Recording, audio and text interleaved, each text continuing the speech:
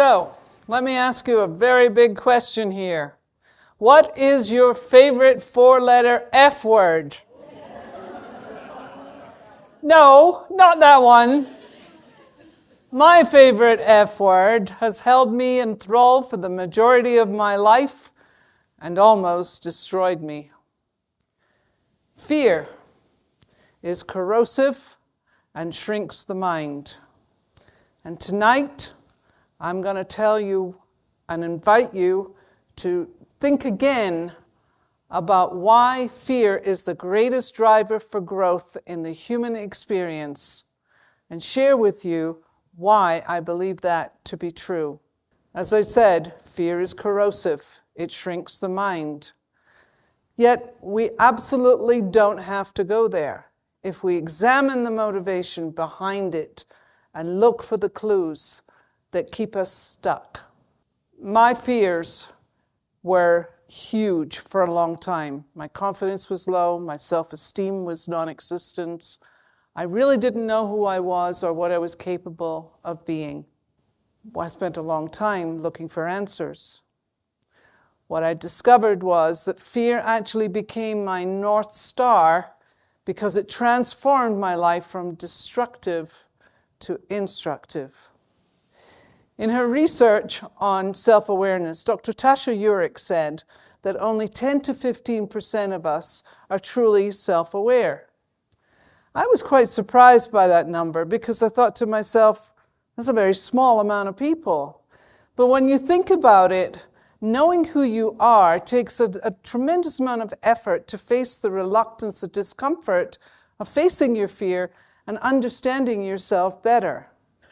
And when we challenge ourselves, we have to think differently. If only 15% of us are truly self-aware, then 85% of us think we know who we are, but we've never taken the time to test our assumptions. I've worked with many, many people around the world, and they all had one thing in common that really got in the way of their self-awareness, and that was fear. That four-letter word has all the power in the world to limit your potential. And it's not too dramatic to think about it this way. It destroys your health, careers, your relationships, your family, and your future opportunities. Fear is kind of like driving your car with a handbrake on. After a while, you're going to burn out the brakes and destroy your engine. But when you release that handbrake, the engine grows you. My mother used to say, "Who do you think you are?" Well, it was clearly meant to keep me in my place. It didn't work. So I reframed that one to, who do you think you are? And when we ask that question of ourselves, you're going to have a lot more questions than you have answers, because the truth is, most people don't know how to answer that one. Who do you think you are? We could go into that in depth, but not tonight. I grew up in Leith, Scotland, where generations of my ancestors experienced poverty, violence, alcoholism, depression, anger. My childhood was a maelstrom of these same forces that were handed down from generation to generation without concern for the consequences. Imagine this. Behind a wooden door in a large wardrobe sits a 5-year-old child, huddled beneath dresses and coats, smelling of well-worn clothes. The only sound is a slight wheezing she tries to control so that her violent alcoholic father won't tear her from this sacred hiding place. Inside her brain, chemical reactions like a swarm of bees rush to her defense. A powerful cocktail of adrenaline, dopamine, norepinephrine with an added dose of cortisol to kind of soften the impact. The classic fight or flight response. And her response was to freeze. Over time, these stress hormones became an alarm that was impossible to turn off, and hypervigilance to any perceived threats, real or imagined. The fight was between self and the environment, and that little girl was me. In 1997, there was a study done called the Adverse Childhood Experience, or ACE, and what they found was that children who were exposed to trauma or abuse, neglect, family dysfunction, experienced tremendous problems as adults, mentally and physically. These traumas created behaviors that were tremendously difficult to resolve. I was an ACE, classic ACE, and a COA, and an ADHD, and an OCD, and many of you know what these acronyms stand for, but I got the whole package growing up. So guess what? I'm an overachiever in the acronym department. So as we think about, my journey, escaping the family chaos, I left school at 15, and at 16, I moved to London with a boyfriend who proceeded to show me who was boss. That didn't last very long. 24 hours later, I was out on the street. I felt like I had to find a job, place to stay, and once more asking myself, what the hell is your life supposed to be doing? And that was a pattern that would last for a very long time. I drowned myself in sex, drugs, and alcohol, and by the age of 19, I was pregnant with someone's child. I didn't know who it was, that I absolutely did not want. Fear and insecurity created massive misadventures, obsessive drug-filled sprees, chaotic relationships, and self-sabotaging behaviors. Hard to believe standing here tonight, but that's true. Of course, I thought I was having a good time at that moment. I was in AA for 5 years before I realized it wasn't about the drinking, it was about the thinking. The fear of change is greater than the fear of staying the same until you have a vision of where you want to go. How many of you love horror movies? Personally, I have a daughter actually who loves horror movies, but I can't stand them. They make me really uncomfortable.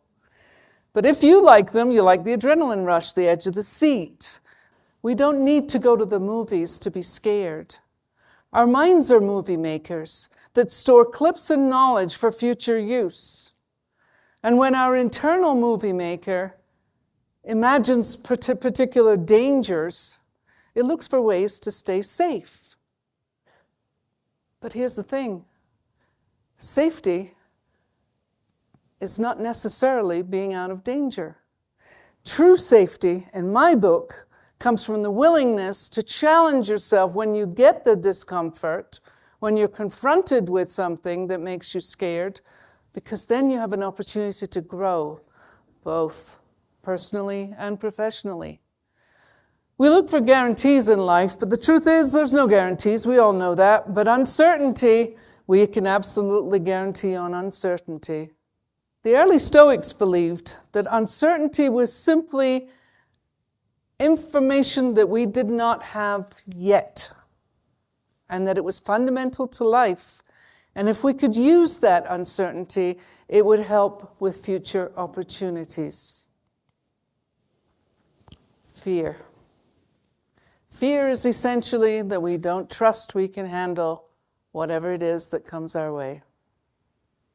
Learning how to shape my thinking and behavior towards more positivity was a gradual process.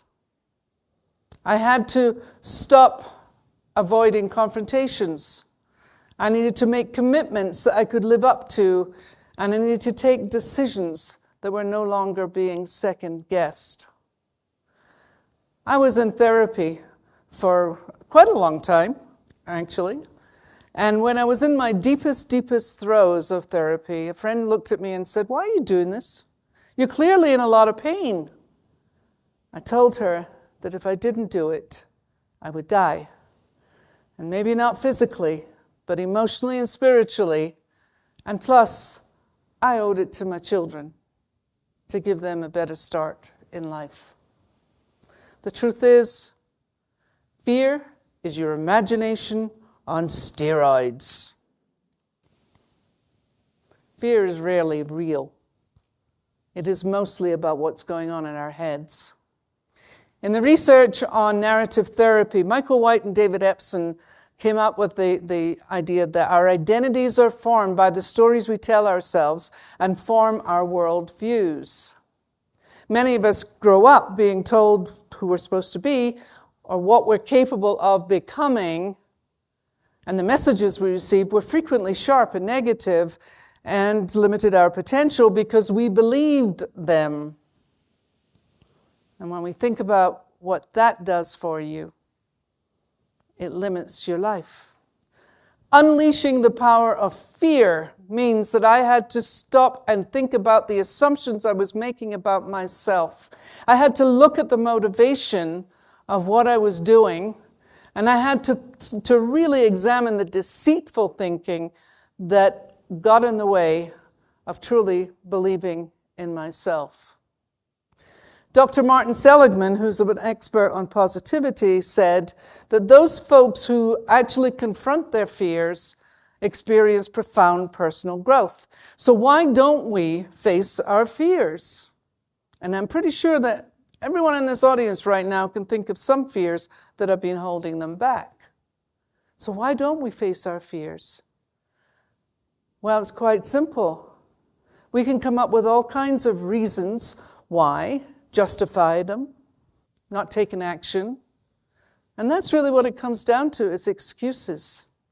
But here's my take on this fear.